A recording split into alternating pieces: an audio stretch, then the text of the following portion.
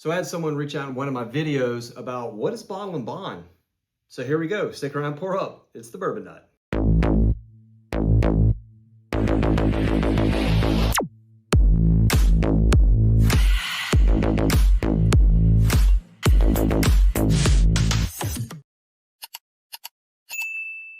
Hey, welcome back. My name is Brock, and thanks for joining me on this episode where today is going to be a little bit more of a bourbon education and talking about bottle and bond. What does it mean? The Act of 1897, a little bit of the criteria that surrounds that particular act, and then what are some bottles that are out there today and how to look for that on the label and some of the availability and pricing of those products. So that's kind of where I want to go with it today, but let's get started a little bit about the history of why the 1897 Bottle and Bond Act came into play, right? So back in the post-Civil War era, 1865 to 1900 roughly, you had all kinds of fraudsters and con artists out there that were selling, passing whiskey off or bourbon that had other things in it that made it look like bourbon. It could be tobacco juice, neutral grain spirits, other things that were not intended to be in bourbon that people were putting in there and calling it bourbon, right? So there's one particular person, Walter B. Duffy, who was probably most infamous on all the phony whiskey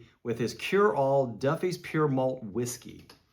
So some outrageous claims about what this whiskey would do apparently would be that it would help you outlive your children, cure cancer, emphysema, indigestion, gout, and bronchitis.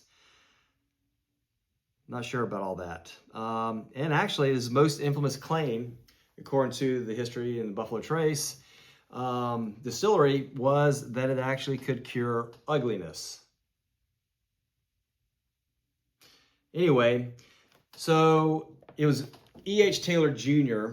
who was really wanting to put a stop to all of that, really voicing his opinion. So he kind of got together 1893 with some other Kentucky whiskey people and pleaded their case to Washington, right? So they began their hearings, and it went on for like 4 years or so roughly. So in March of 1897 was when it was actually enacted as the 1897 Bottle and Bond Act. And it has 6 or 7 criteria, but there's 4 main ones I think most people talk about today when trying to explain bottle and bond. So I'll cover those 4. I'll go with this other 2 or 3 as well, so that way you see what's on the label there as part of the other criteria, right? So the 4 most important things on this is, number 1, that the spirits are distilled in the same distilling season, either January to June or July to December, right? So that's one thing. Number 2, all distillation happens in one distillery only. Number 3 is the spirits or bourbon, whiskey, whatever, is matured for at least 4 years in a federally bonded warehouse and is under federally official supervision. And the 4th one out of these main criteria here is that they're bottled at 100 proof or 50% ABV by volume. Those are the main 4 criteria that you'll hear as you get into your whiskey journey. If you're new or if you've been in it a while, you know these are the main 4 things. And some of the other ones that are actually part of it as well too is the distillery of origin is clearly identified on the label. The label actually identifies the bottling location if different than the distillery or distiller. So that's got to be obvious as well too. And then the last thing that's really on that act is nothing other than water is to be added to reduce it to the proof of 100. So that has to be done as well too. So with all that being said, Brock, what bottle and bond looks like on these labels? Like which ones should I get? Which ones are available? Well, we're going to cover that a little bit. So I've got some bottles here that I'm going to flash up here. And again, it's going to show, I'm going to show like on the label where it says bottle and bond, things of that nature from different distilleries.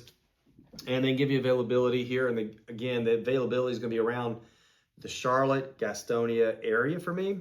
So your availability might be a little different there than where I'm at, but this is based on where I live here. So as I go through these bottles, I'll share that for my area here. So let's go with this first one right here too. This one here is Heaven Hill Bottle and Bond, right? So you notice Heaven Hill Bottle and Bond, this one's actually, the bourbon says right here, it's 7 years old. So if you see it there, it's actually 7 years old. The only criteria has to be a minimum of at least 4. But then this is Heaven Hill, really good, 7 years. The price is about $50.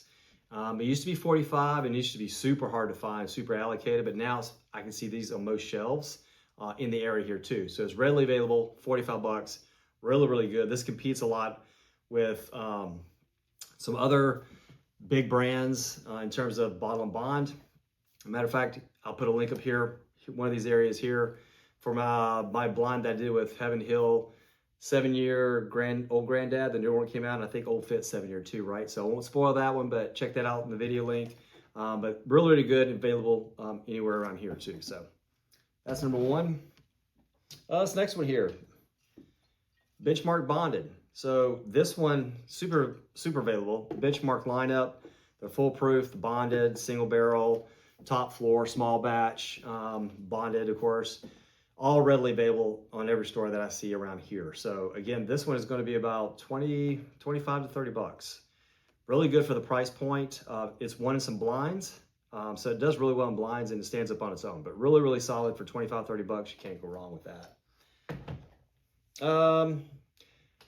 So here's the Old Granddad 7-year, right? This is one newer release that came out a few months ago. Really good. I like this one. This is a Jim Beam. And again, the price on this one is 40 bucks, and it's supposed to be an everyday shelfer. I've seen it on a couple stores around here, but there's others that don't have it. So I don't know if it's just readily available on shelves yet, but I do see it. If I hunt around in 2 or 3 stores, I'll find it at least at one of the stores out of the 3. So I call it mostly available in my market area too. Again, may differ from yours, but kind of available, mostly available in my area here too for 40 bucks. Really, really good. Super sweet on the front. It's good. Let's see what we got. Oh, very underrated in my opinion. JW Dant. This is bottle and bond up here, 100 proof. Again, minimum 4 years, right?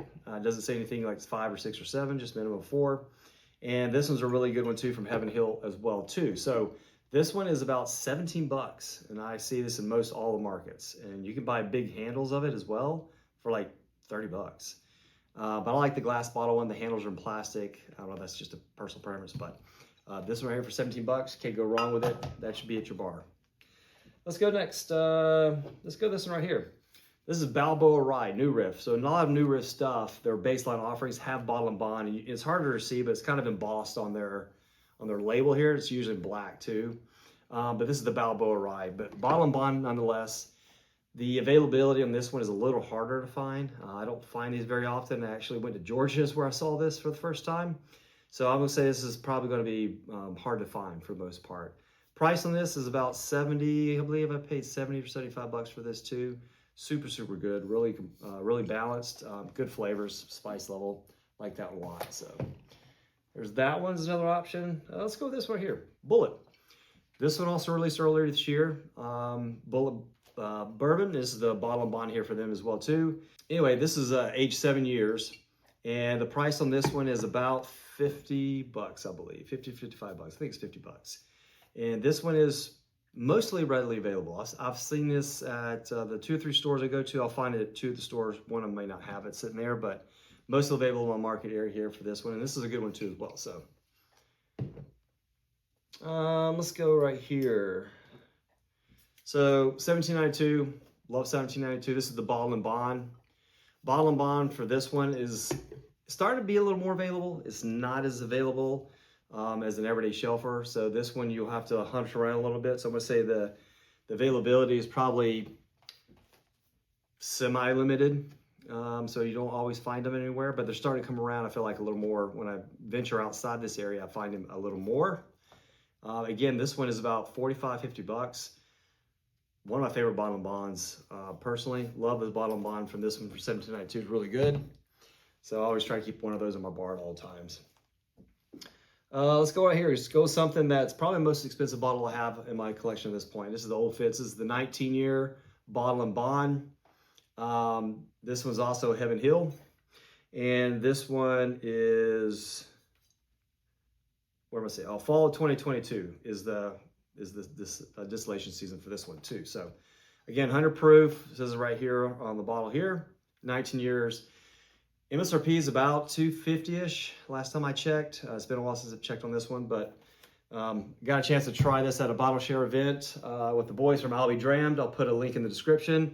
Great event there. Go check those guys out on WhiskyTube as well. But got to try that and it was really, really good. Glad I got to try it. But I've got that bottle as well too. Next. Henry McKenna. Classic's been around a lot. Bottle and bond here, 10 years, age stated. MSRP on this one's about 55, 60 bucks. I remember when these things were like 40, 45, hard to find. Now they're readily available. The store I go to that's closest to me down the street, this sits on the bottom shelf, and they're always running like 6 or 7 deep. So I'm finding it everywhere I go pretty much, especially that place since it's the closest one. But again, really solid, varies from batch to batch, or I should say barrel to barrel, because it is a single barrel. So I know people have some love-hate relationship with McKenna. It's either they like it or don't. I tend to like McKenna.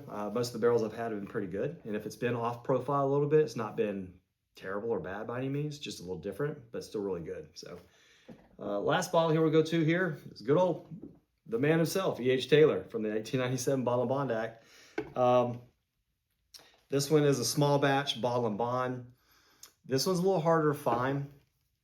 I've seen these come around a little bit more often. With that being said, the frequency of seeing that might be maybe once a quarter, right? Every 2 or 3 months, I might see 1 or 2 somewhere pop up somewhere, or it's available at a lottery or something like that. Price on this, I know Buffalo Trace had a price increase earlier this year.